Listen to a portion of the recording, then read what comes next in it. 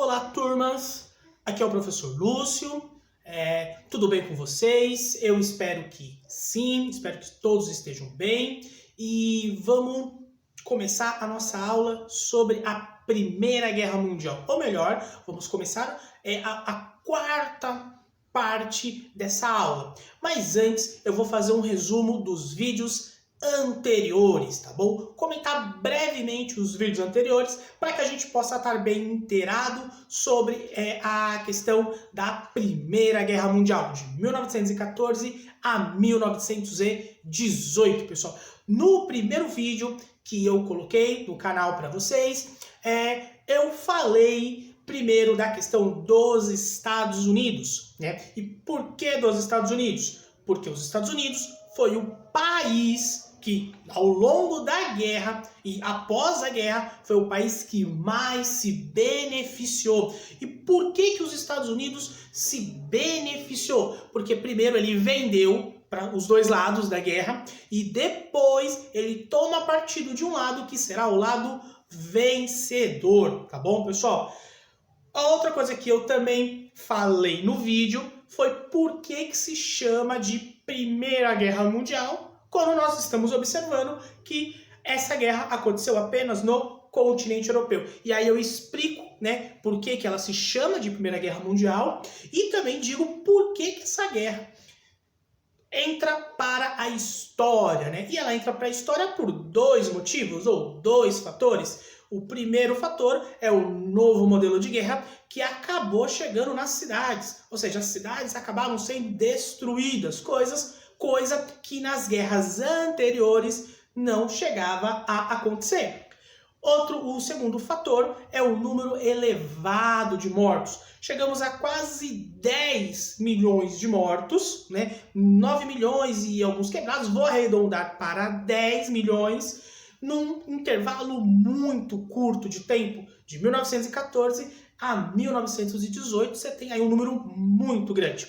E aí eu fecho, né, esse primeiro vídeo. O segundo vídeo, que também está lá no canal, dá uma olhadinha lá, eu comento com vocês sobre a rivalidade das potências europeias. E essa rivalidade entre as potências europeias vai acontecer por dois motivos também. Primeiro motivo, a expansão territorial. Elas estão brigando por territórios que em algum momento está no continente europeu, mas depois vai ser territórios fora do continente europeu. Vão ser no continente africano e asiático. E o segundo motivo vai ser a busca por novos mercados. E esses mercados são, de certa forma, as matérias-primas e os produtos industrializados. Então, nesse segundo vídeo aí, eu comento essas rivalidades e dou atenção para três países, né? Falo um pouquinho da Alemanha, quando ela tem o seu processo de unificação, depois eu falo da Inglaterra e depois eu falo da França. E também falo, qual é o cenário que está se formando, os dois blocos econômicos que vão surgir para o ocorrido da Primeira Guerra Mundial, né? Que é a Tríplice Aliança, formada por Alemanha, Império Austro-Húngaro e a Itália, e a Tríplice Entende Rússia, França e Inglaterra, tá certo, pessoal? Então, nesse segundo vídeo aí, e finalizo nesse segundo vídeo falando um pouco do entrelaçamento, né, que vai ocorrer entre essas potências, que acaba gerando aí acaba gerando aí a Primeira Guerra Mundial, tá certo, pessoal? No terceiro vídeo dessa série, pessoal, eu também falo, né? Eu abro esse terceiro vídeo falando lá do caso da Sérvia e do seu processo, ou a tentativa do seu processo de expansão territorial, que acaba criando um impasse entre Sérvia e o Império Austro-Húngaro, porque essas duas nações estão, né, correndo atrás dessa expansão territorial, né?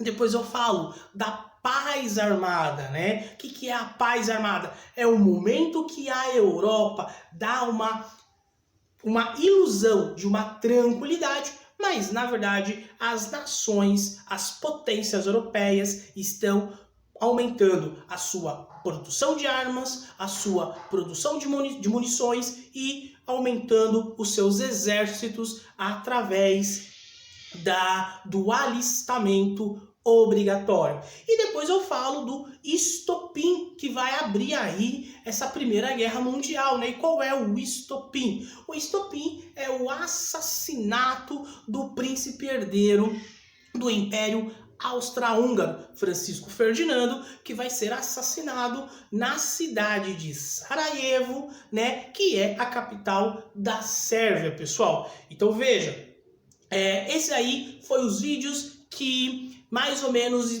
não, os vídeos que estão no canal, que você pode ter acesso para que você possa entender até a contextualização dessa Primeira Guerra Mundial, de 1914 a 1918, tá bom, pessoal?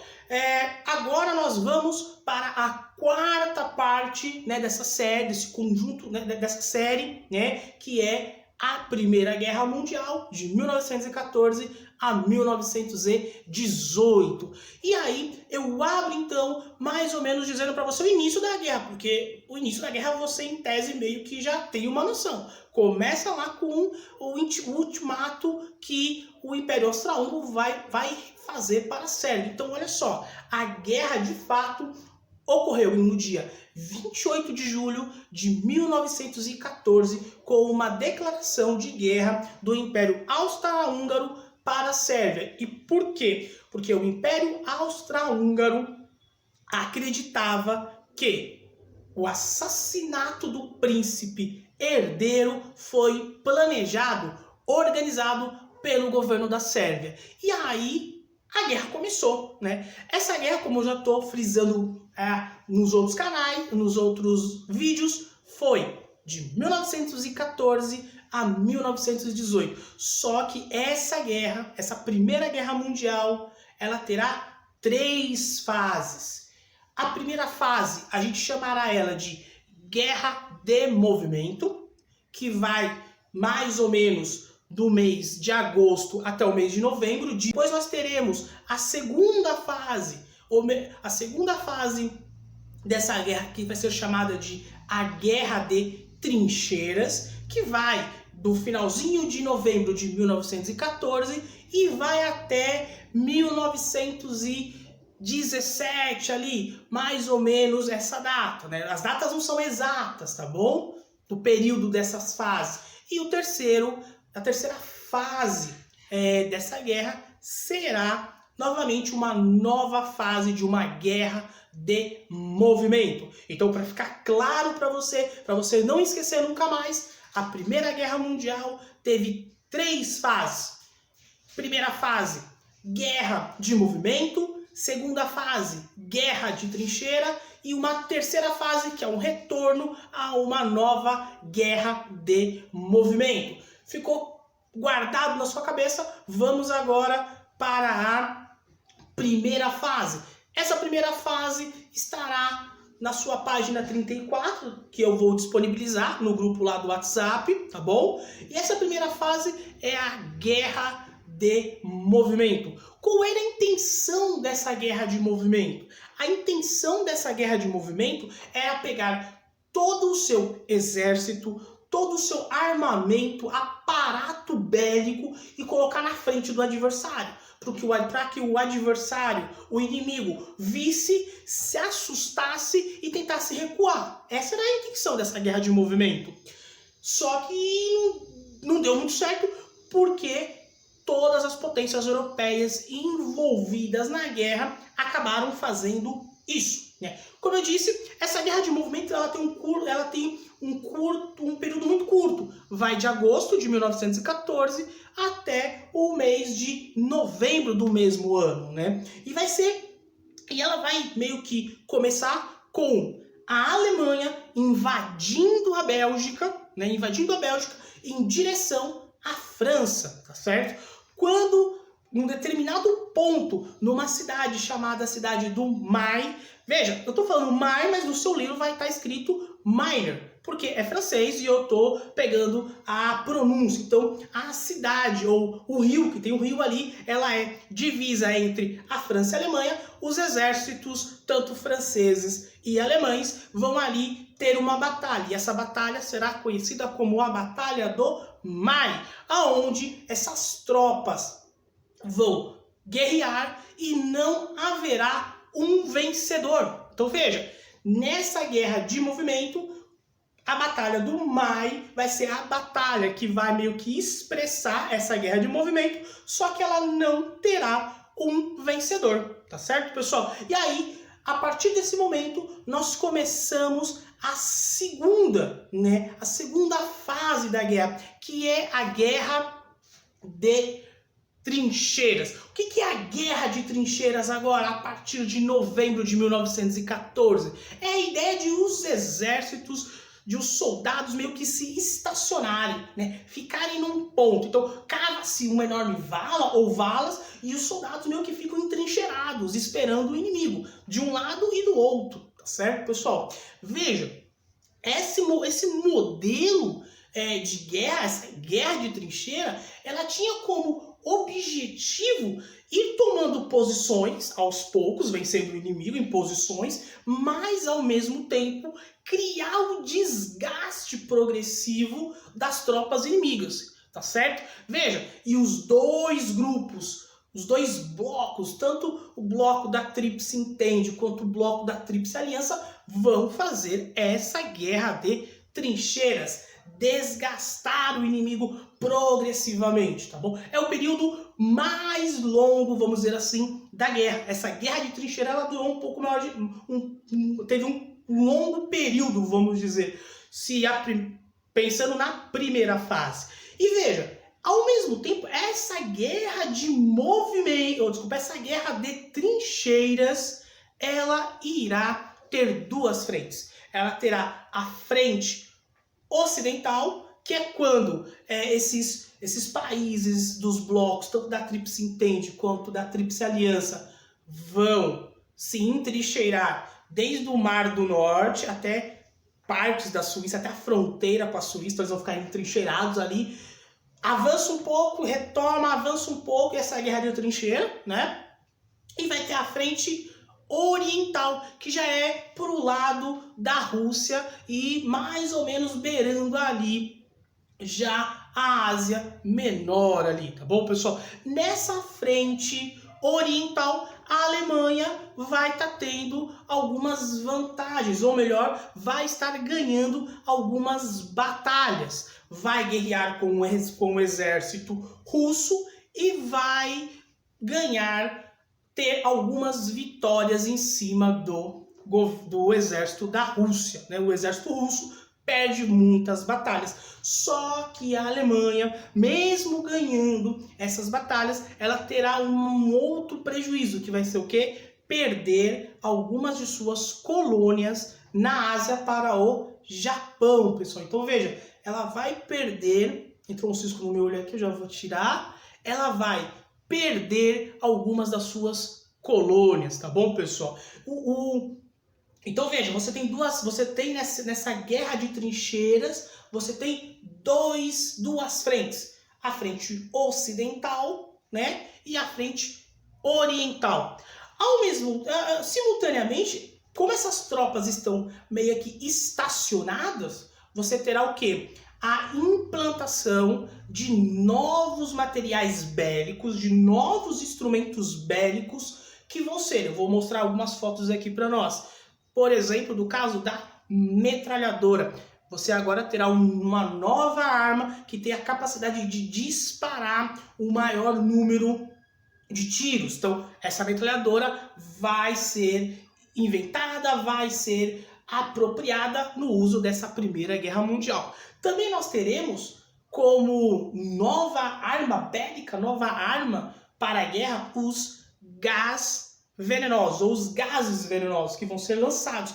Essa é uma arma, vamos dizer assim, quase invisível, porque vai pelo ar, os soldados nem sabem que está chegando, quando pensa que não, eles já estão morrendo, caindo que nem mosca mesmo, né? A ideia de você jogar o inseticida, o mosquito não vê, acaba caindo. A ideia é a mesma coisa. Então, joga-se os gases venenosos, os soldados inimigos não vêm e acabam morrendo. Nós também teremos, como novas armas, o lança-chamas também, tá bom, pessoal? Teremos os tanques de guerra que está aparecendo aqui, tá? Usados aí na Primeira Guerra Mundial. Teremos também os aviões. Não é uma invenção que ocorreu na Primeira Guerra, mas será adaptado para essa Primeira Guerra. A ideia de bombardeamento, né? Então, agora você pode colocar dentro dos aviões uma quantidade de bombas e sair bombardeando o inimigo.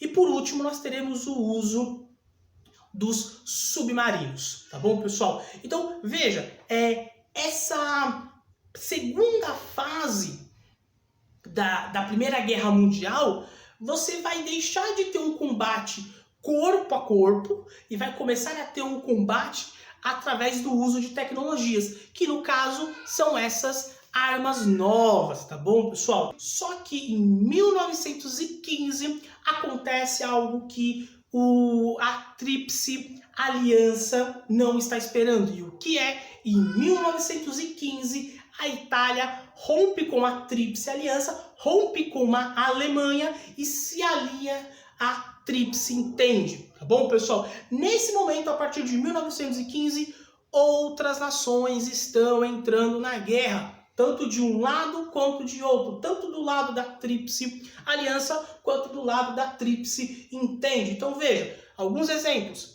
Romênia e Grécia acabam tomando partido, entram para o lado da Tríplice Entende. Já Bulgária e Império Turco-Otomano entra do lado da Tríplice Aliança, tá bom? A guerra de movimento está acontecendo, a guerra de trincheira está acontecendo. Em 1917 é o ano decisivo para a guerra. E por que o ano de 1900 é decisivo? Por dois acontecimentos. O primeiro é que a Alemanha inicia uma guerra de submarinos. Essa guerra de submarinos tinha qual objetivo? Tinha o objetivo de não permitir que suprimentos, armas, munições chegassem aos países da Tríplice Entende. Então, bloqueando o oceano, no sentido de bombardear todos os navios de suprimentos, os soldados da Tríplice Entende não seriam abastecidos, não teriam alimentação e pereceriam, né? Ou seja, ficaria muito mais fácil de ganhar a guerra. O erro da Alemanha foi que nessa ideia de bombardear todos os navios de suprimentos, ela bombardeou um navio dos Estados Unidos, forçando, obrigando os Estados Unidos a entrar do lado da Tríplice Entende. E isso também vai acontecer com o Brasil, porque o Brasil terá o seu navio chamado Paraná também sendo afundado e o Brasil vai acabar entrando no lado da Tríplice Entende. Tudo bem, pessoal? Então, esse é o primeiro fato. O afundamento de um navio americano dos Estados Unidos faz com que os Estados Unidos vá entrar do lado da Tríplice Entende. O segundo fato de 1917, como eu disse, o ano de 1917 é o ano decisivo para a guerra, tá certo? Foi que a Rússia, como estava perdendo muitas batalhas, acontece em 1917 na Rússia o movimento ou a Revolução Russa de 1917, ou como é conhecida, a Revolução Bolchevique de 1917, que esse será assunto, nosso próximo tema aí após essa série da Primeira Guerra Mundial, tá certo, pessoal? Essa Revolução Bolchevique, que acontece na Rússia, vai colocar um novo governo e esse novo governo vai fazer um tratado de paz com a Alemanha, um tratado de paz separado. Então a guerra está acontecendo, a guerra de trincheira está em vigor, só que a Rússia faz um tratado separado de paz. Isso faz com que todas as tropas alemãs que estão na parte oriental, na frente oriental sejam deslocadas para a frente ocidental. E aí a Alemanha vai fazer um enorme ataque com artilharia pesada e muitos aviões para o bombardeio, certo, pessoal? E isso vai fazer também com que as tropas americanas que estão chegando vão se unir com as tropas francesas, as tropas inglesas e os outros aliados,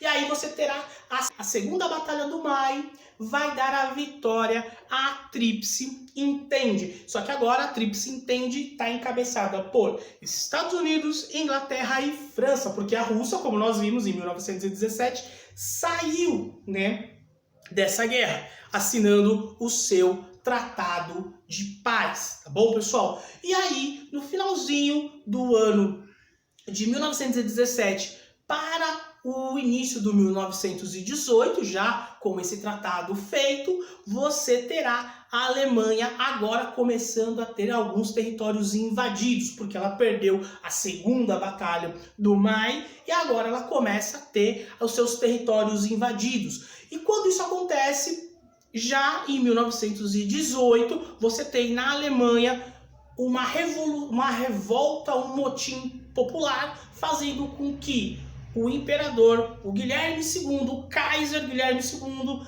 renuncie ao trono e tenha a formação de uma república alemã, né? Essa república alemã, ela acaba assinando um tratado de rendição. E esse tratado de rendição coloca fim à Primeira Guerra Mundial. Veja, a ideia de ter colocado fim, nós vamos ver que haverá, a partir de 1919, o Tratado de Versalhes, que vai, de certa forma, né, ver quem é que vai pagar por toda aquela destruição, quem serão os culpados. Mas antes de a gente ir para esse vídeo, né, que eu vou estar explicando num vídeo posterior, vamos ver o saldo, né, que essa Primeira Guerra Mundial teve. E esse saldo, começo eu com 9.200.000 mortos, né? No começo do vídeo eu falei que eu arredondo aí